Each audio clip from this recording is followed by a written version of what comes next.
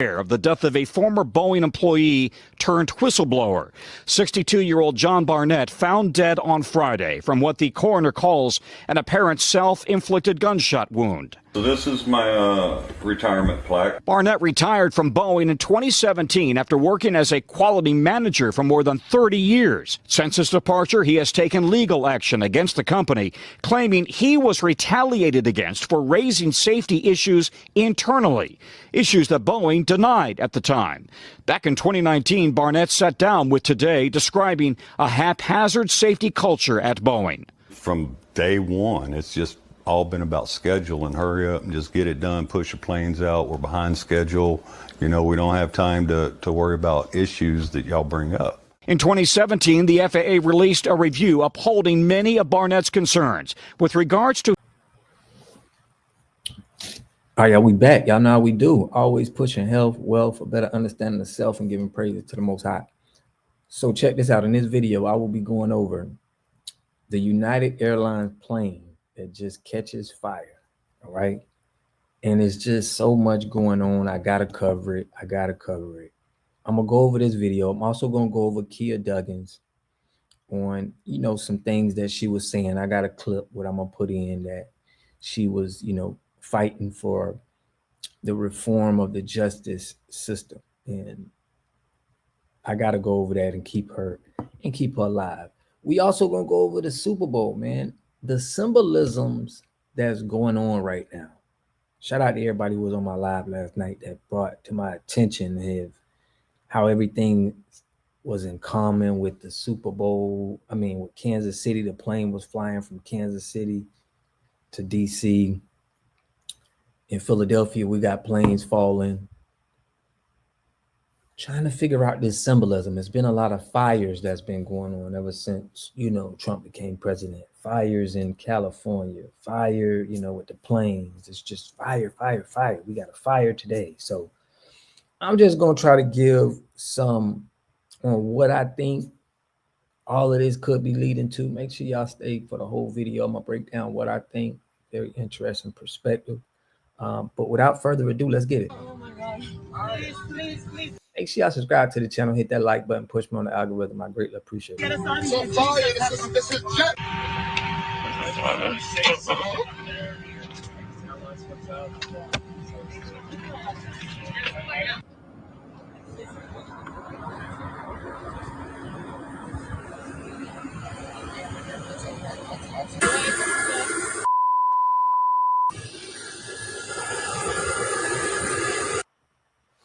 All right, so that was some video right there that we did want to share with you from our Fox 26 Houston. Meanwhile, you are taking a live look at Houston, Texas right now. I did want to share some more information about the flight from Houston to New York that did have to be evacuated after it caught fire during takeoff.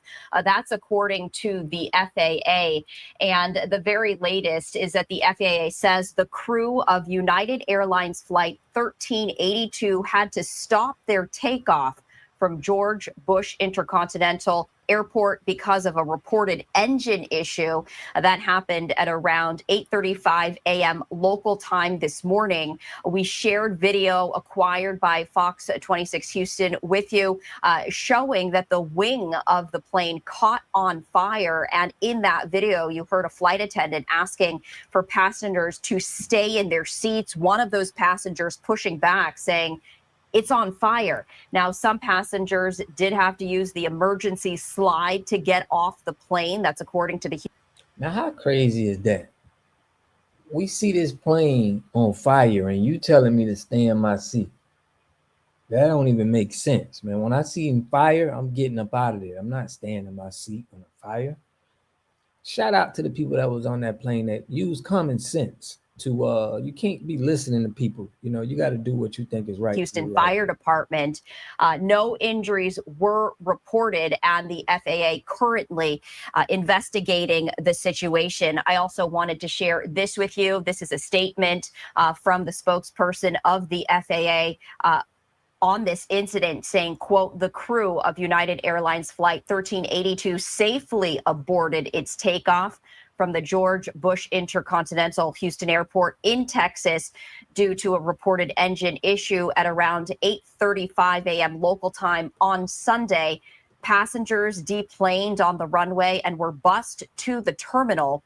The Airbus A319 was flying to LaGuardia Airport in New York. The FAA will investigate, contact the airline for additional information. So some breaking news coming into our live now from Fox Studios right here as we are taking a live look of Houston, Texas. So here I go, guys. We seeing more and more fire. What does this mean? This is some kind of symbolism I'm trying to put together.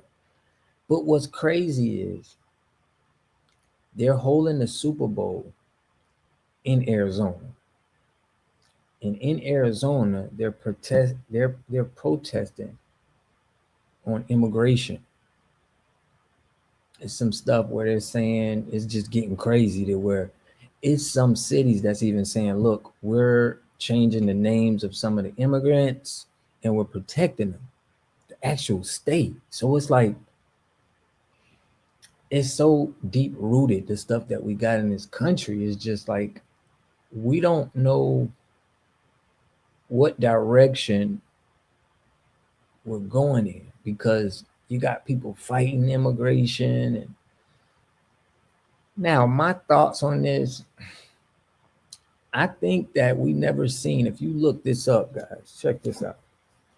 If you Google, right, just do a quick Google search on how many plane crashes happen in a year. So I'm gonna read from here, and y'all can Google it yourself. So it says, according to available data, there are typically very few plane crashes per year, making it extremely unlikely to experience even one plane crash in a single year, let alone within a tear.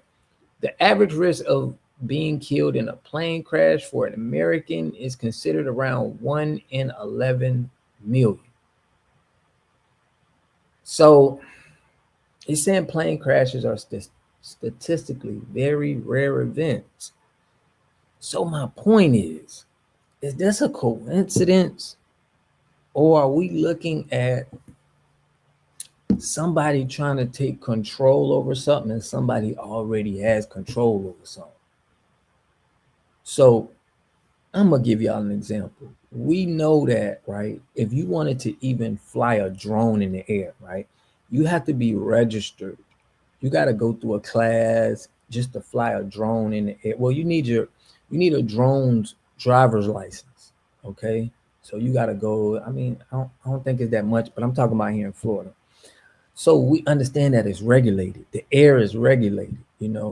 Things are regulated. The water is regulated. So in my opinion, I think we're looking at things that are controlled, and it looks like somebody's trying to destruct, or it just don't look like our system. Everybody's on the same page, and we seeing it with immigration. We seeing it with just the last president and this president. It's like it's a big confusion going on, and now with tariffs, with prices probably going up for things, it's time we got to stick together. Now I'm gonna go over Kia Duggan. She was fighting the fight of illegal police tactics that they were using on specific race of people that I'm pretty sure, it's evidence out there, because I pull up evidence, on my channel. I did videos of showing how the the FBI was in cahoots with Darthart Perry, William O'Neill, and that caused our organizations and leaders to be assassinated and organizations to be burnt down. So I have to get into the fight. I have to, push the fight that Kia Duggins have been doing. Check out this clip I'm going to put in there, and let me know what y'all think. Let's get it. To tie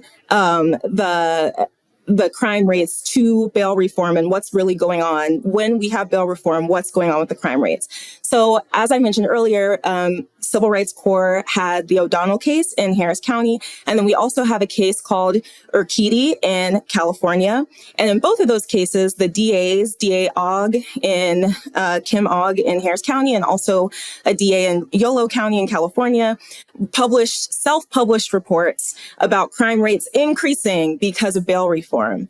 But we've had experts, data science experts, review the data and actually find that crime has either remained stagnant or has decreased in the case of Harris County since bail reform has happened in the form of our lawsuits. And there's also been, in addition to having data science experts explain that crime is either remaining stagnant or going down after bail reform, there have been peer-reviewed studies done by several different institutions over several different years across several different jurisdictions that show that when there's bail reform, crime rates do not increase. That is the conclusion of peer-reviewed scientific research, as opposed to the kinds of reports that Ken references, which are reports that are made by district attorneys or by police officers, as opposed to by third-party data scientists who are analyzing the data in a scientific peer-reviewed way. To Malcolm X? What happened to Martin Luther King Jr. when he came to his senses? What happened to him? What happened to Huey P. Newton in his prime while helping his people? They sent him to prison. What happened to Alberta Jones? She was found floating in the river. In this country, if you are intelligent, you have knowledge, if you care about your people, if you're a natural born leader, they will get rid of you. But now it's 2025. We see through the lies. All right, so you see how Kia Duggins was standing, and that was just a clip. You know, it's other, like on my channel, if y'all don't know, I read she did an article just pointing out all of the wrongdoings that was done with police and how they are benefiting off of that, you know, from it being slave patrol in South Carolina and North Carolina to where it's at now. We got to push, you know, what she was pushing for and keep it going. Now, we do feel like that death with her being on there was very unusual from what she was doing. So it was like 1 in 11 million is the chance for her going through that experience. But I think it becomes more higher when you are doing things that is damaging, you know, the structure of, you know, the wrongdoings that was done to a group of people that could cost people millions and billions of dollars. So I am standing on that. But with this Super Bowl and everything going on, I want to know what y'all think. What do y'all think about these codes? What's the code that we need to pick up on that's going on? I've been telling you, it's a lot of fires. It's crazy that the plane crash happened in Philly, and then the other plane was leaving from Wichita, Kansas. It's just, you know, this stuff is kind of lining up to where I don't think it's a coincidence. But I want to know what y'all think. I will be going live tonight. Y'all make sure y'all call in.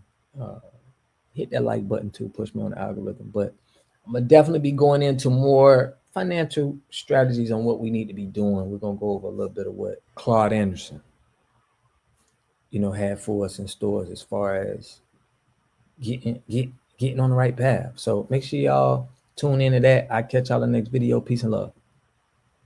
You are totally dependent on other people to take care of your needs because you don't have those roots sunk into the ground. To have a community, you must have 3 things to have a community in it. You must have a wholly independent economic structure that can provide goods, service, products, and things for your own people, and jobs and tax bases for your own people. You should at least control 4 basic things. You should be trying to control water, food, medicine, and energy to be able to survive. Here we got Mr. Pollock. He had a cornfield. He took advantage of a free water test from us, and this is what we found in this water. We found sulfur, we found hardness, and we solved these problems with an easy fix of 2 tanks. So get your free water test today. Stay blessed. Click the link below. To have a community, you must have 3 things to have a community in it. You must have a wholly independent economic structure that can provide goods, service, products, and things for your own people, and jobs and tax spaces for your own people. You should at least control 4 basic things. You should be trying to control water, food, medicine, and energy to be able to survive and compete.